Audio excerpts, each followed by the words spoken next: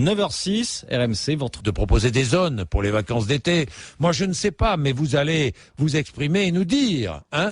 Allez-y, 9h11 minutes. Nous allons commencer, et j'y tiens, parce que ce matin, malheureusement, je devais avoir une opposante syrienne, mais je ne sais pas ce qui lui est arrivé. Je ne sais pas pourquoi elle n'était pas en ligne avec moi. Elle devait être à 7h40 notre invitée. Elle s'appelle Lama Atassi. C'est une figure de l'opposition syrienne. On devait parler de ce qui se passe dans son pays. Eh bien, Stéphane est d'origine syrienne. Sa famille est là-bas. Et je suis très content qu'il témoigne. Il est à Paris. Stéphane, bonjour Stéphane. Oui, bonjour Jean-Jacques. Merci vraiment d'être... Oui, je vous entends très bien Stéphane. Oui, et je tenais absolument à ce que nous commencions avec la Syrie. Votre famille est là-bas. Oui, hein. Exactement. À quel endroit? À Damas? À Damas, Stéphane? Non, en fait, nous sommes originaires de Hama, justement, la ville dont vous parliez, justement. Alors, juste une petite parenthèse concernant Hama. Il y avait, paraît-il, 500 000 personnes vendredi dans les rues d'Hama. Hama, c'est une grande ville, Stéphane? Non, justement, c'est ce que je trouve assez aberrant, puisque la ville représente en tout, avec ses banlieues, 500 000 personnes. Donc comment peuvent sortir 500 000 personnes dans les rues? Venues de partout, Stéphane. Venues de partout, c'est-à-dire, je vous dis que Hama et sa banlieue représentent 500 000 personnes. Oui. C'est une petite ville, à peu près la 5e ville de Syrie.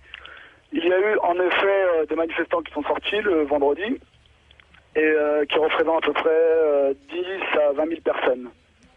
Pour vous, il n'y a eu que 10 à 20 000 manifestants? Exactement, 10 à 20 000 personnes qui se sont agglomérées au niveau de la place qu'on appelle Saht el-Arafri, ça veut dire la place du fleuve Oronte, oui. Et qui s'agglomèrent ici tous les vendredis en sortant de la mosquée. Voilà, et donc je voudrais témoigner aussi justement de l'impuissance face à ce qu'on peut entendre un peu tout et n'importe quoi sur la Syrie, à savoir que, certes, il y a des manifestations, mais cela ne représente absolument pas la majorité de la population. Pourquoi montrer à tout prix des vidéos prises sur un portable représentant à peine une centaine ou voire 500 personnes, en occultant à côté des millions de personnes en soutien à la Syrie, notamment en France et partout dans le monde. En soutien au président Bachar al-Assad. Au président et à la Syrie, en particulier à la Syrie. Non, mais attendez. Ce n'est pas que pour le président. Cessez de faire des amalgames. Je suis désolé, il y a des amalgames partout dans tous les journaux. Mais s'il y avait peu, Stéphane, pardonnez-moi. Mais à la Syrie. Moi, je vous dis, ma mère revient de Syrie il y a 2 semaines, elle est revenue. Elle est revenue presque en fuite parce qu'elle a reçu des menaces de mort, parce qu'elle refusait de soutenir ces gens-là. Je suis désolé. En Syrie, aujourd'hui, il y a des bandes armées qui viennent terroriser la population. Ils les terrorisent. On a menacé de brûler notre maison sous prétexte qu'on ne participait pas assez activement aux manifestations. Alors je suis désolé, je veux rétablir la vérité. Il y a eu des morts, certes il y a eu des bavures policières. Ça c'est un fait indéniable. Mais n'oubliez pas de dire qu'il y a aussi des gens qui ont attaqué des policiers, notamment dans ma ville de Hama où j'étais très choqué de voir un policier pendu et mutilé après sa mort. La vidéo est disponible sur YouTube et les gens ne s'en cachent pas. Il y a des gens qui meurent tous les jours de ces bandes armées qui veulent à tout prix foutre le chaos en Syrie. Je suis désolé, cela ne représente pas du tout la majorité de la population et la majorité de la population est contre ce chaos. Mais Stéphane, moi je veux bien croire qu'il y ait peu de manifestants et qu'il y ait peu d'opposants au régime syrien. Alors pourquoi est-ce que le régime syrien fait donner l'armée, les milices, la police je vais vous dire une chose. Quand on a 120 policiers qui sont tués en l'espace de 2 jours, il faut envoyer l'armée. C'est que l'effectif policier ne suffit pas. D'ailleurs, on peut le remarquer ici même en France, un pays qui se dit être démocratique, où on préconise d'envoyer l'armée à Sevran, une petite ville de banlieue, car la police ne fait plus face à certaines bandes armées. Alors je suis désolé, à un moment donné, il faut dire stop. Il y a des gens qui sont armés et qui terrorisent les populations. Je vous le dis, aujourd'hui, je devais descendre cette année en Syrie, je n'ai plus le courage d'y aller car j'ai peur des représailles. Car, tout ce qui est assimilé pro-régime ou je ne sais quoi est considéré comme un traître et donc puni de mort. Je suis désolé. Et tout ça... Si j'ai bien compris, on est puni de mort de tous les côtés en Syrie aujourd'hui. Non, je suis désolé, puisque regardez justement la contradiction dans laquelle vous tombez. Allez-y, mais si vous dites qu'il y a autant de manifestants, c'est qu'il y a une possibilité de manifester. Oui, enfin, les manifestations qui sont très vite réprimées. Très vite réprimées, je suis désolé. Si elles étaient très vite réprimées, eh ben, le peuple ne sortirait plus et aurait peur.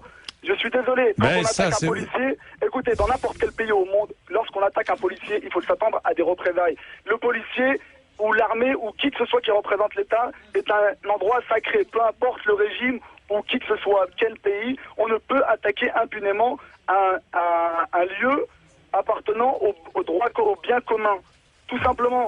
Aujourd'hui, comme je vous dis, il y a des gens, nous, en Syrie, certes, il y a un régime qui dure depuis 40 ans. Je suis d'accord, il dure depuis 40 ans. Un régime qu'on se transmet de père en fils. Qu'on se transmet. Et on s'enrichit. Pardon, mais c'est comme en Tunisie ou en Égypte, on s'enrichit. Oui, s'il vous plaît. La France était la première à soutenir la Tunisie et la première à soutenir l'Égypte. Ah, mais ça, vous avez raison. Jusqu'à présent, personne ne s'en indignait. Oui, ça c'est vrai. Je insister sur le fait que, pour l'instant, je n'ai pas vu de personnes s'insurger contre le roi d'Arabie Saoudite, tous les présidents sont membres de sa famille, vous avez raison. ou bien même tous les pays du Golfe.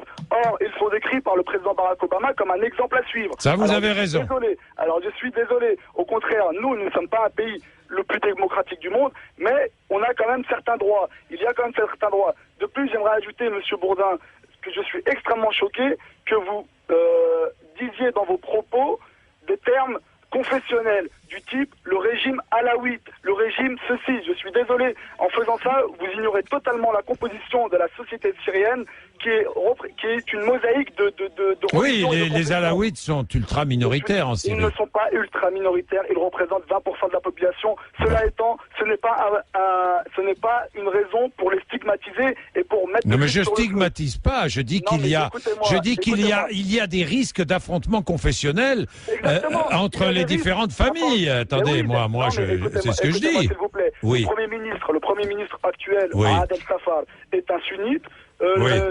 Tous ces ministres, la plupart sont soit sunnites, soit chrétiens orthodoxes, soit chrétiens maronites. Je suis désolé. En Syrie, on est un pays en premier lieu laïque. On est laïque. Vous pouvez appeler ça une dictature ou ce que vous voulez. On est d'abord laïque. Moi-même, qui suis sunnite, je soutiens.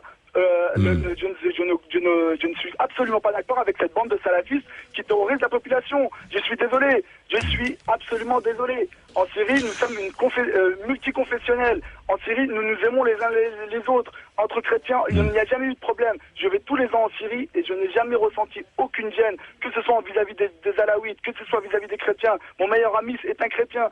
Ce n'est absolument pas un problème. Il ne faut pas mettre ça en avant, dire que c'est un régime alaouite qui sous-entendu aurait pris le pouvoir comme une espèce de mafia pour terroriser la population. Je suis désolé, ce n'est pas vrai. N'importe quel expert de la Syrie et qui s'y soit rendu vous le dira, ce n'est absolument pas vrai. Il y a une minorité, le plus, je voudrais ajouter que justement la minorité alaouite vivent dans des villages, dans les montagnes, alors qu'ils ne sont absolument pas en contact avec la population de notre région. Merci Stéphane, dans tous les cas. Merci, vous avez pu vous exprimer. La vérité et merci à vous de m'avoir écouté. Merci Stéphane. Bonne journée. Au revoir Stéphane. Allez, ça va faire réagir, j'en suis absolument certain. Marie Régnier. Et je vais prendre Jacques sur les...